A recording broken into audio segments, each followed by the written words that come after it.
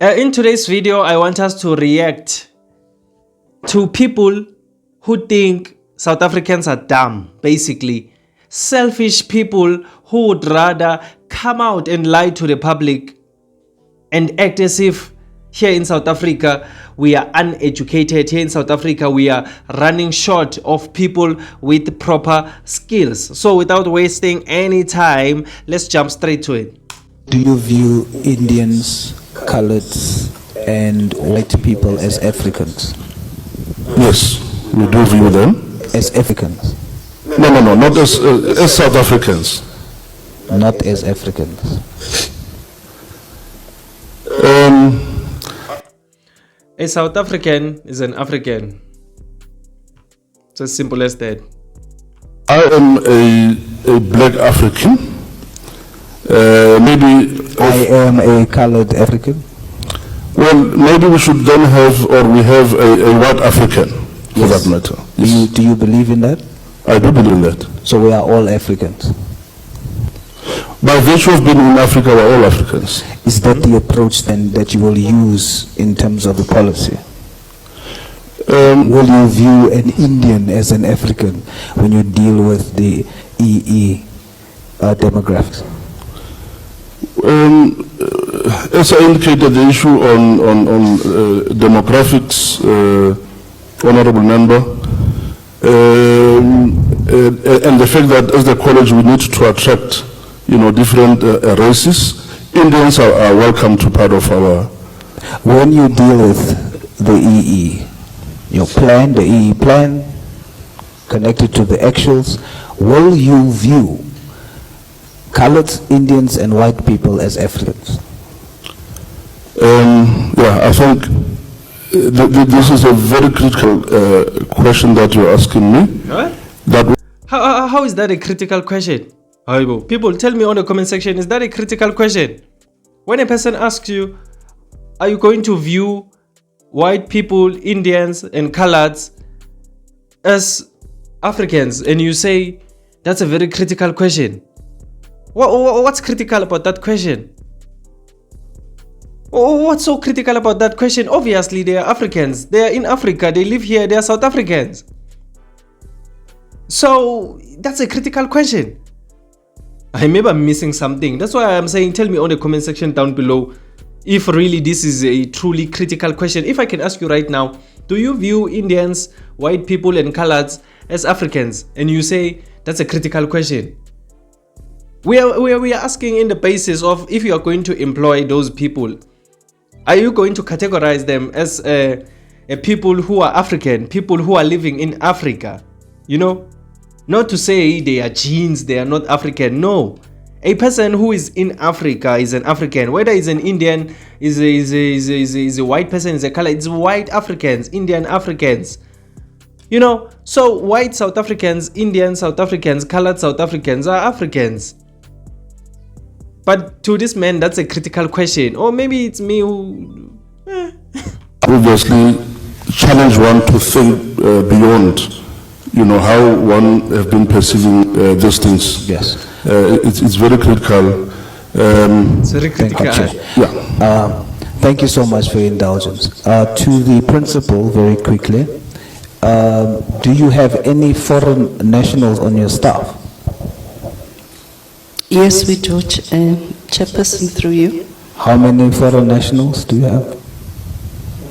I think from the top of my head, there are 4. Why is it not indicated on the staff profile? Okay. I think it's an omission. Intentional omission or no, by it mistake? wouldn't be. They are part of our staff complement. So did you forget them? I'm asking, is it an intentional omission or did you forget them? No, it wasn't intentional. We didn't forget. I think I requested my colleagues in HR to give me information which they pulled from the system, and we took that. It's an omission. It's just an honest omission, Chair. What's honest about what this woman is saying? You can, if you know how to read people, just looking at the way she's speaking, you can clearly tell that this woman is lying. There's nothing honest about what she's saying. They excluded those foreigners for a reason. when they were submitting the list of their staff and they omitted those foreigners. So are you telling me that coincidentally, the people who were omitted, honestly omitted, were just foreigners? He just picked and chose the foreigners and said, let's omit these ones. This one we are going to say we forgot is a mistake. And then she's going to say it's an honest omission. What's honest about what she's saying? Nothing is honest about what this woman is saying. Principal, I'm struggling to understand that it's either the 4 foreign nationals is on your staff system, correct? Yes. So if you pull it from the system, they should be pulled together with the rest. Correct. Why are they not pulled together with the rest? Honest omission. I cannot answer that, Chairperson, now, but humble apologies for the omission. We really is an honest omission. All right. Nothing attached to it. Okay, Principal. Nothing These, attached to it. the 4 foreign national, the 4 positions that the foreign nationals are occupying, is it scarce skills? Yes, in some instances, yes. In other instances, they have been, I think they've got naturalized citizenship here. They've been in the country for quite a while. That's fine. Yes. I believe that they are legally in the country. No problem. They are Yes. brothers and sisters. Okay. But in terms of the law, we're trying to deal with the equity element. Okay. So the law requires that if a South African is denied a position Okay. and it's given to a foreign national, that position must be a scarce skill. It must be a skill that no South African can occupy. Okay. Right? So my question is, that 4 positions, please name them for me to test this, whether that is scarce skills. The first one is for the auditor accountant. Auditor accountant. Did you hear that? So to all my auditor accountants out there, if you are watching me right now, you are unemployed, you are just sitting at home and you have a qualification, you are an auditor accountant. Apparently there's none of you here in South Africa. Apparently there's none of you. So they just had to go and employ people from the outside to go fill that position for auditor accountant, because there's none of you, apparently. That qualification of yours from WITS, that qualification of yours from UCT, apparently is non-existent. There's none of you here in South Africa. Are lecturers. Are those scarce And skills? lecturers, you have to be joking. lecturers, apparently there's none of you here in South Africa. We don't have lecturers here. You know, I don't even care for which field. You can't tell me there's a field where we don't have any lecturers here in South Africa. Yes, one in the aviation space. We have a lecturer at Hillside View who is teaching aviation. And the second one is in finance. I think what made us to consider him, it's his qualifications and the experience to work with the Auditor General, among other candidates that were there. Okay, But Principal. for the lecturers, it's normal programs. And I found them at the institution Okay. before my I time. need they you were to be very appointed. honest with me now. Yeah. You know, you can see that this man can see right through this woman's rubbish.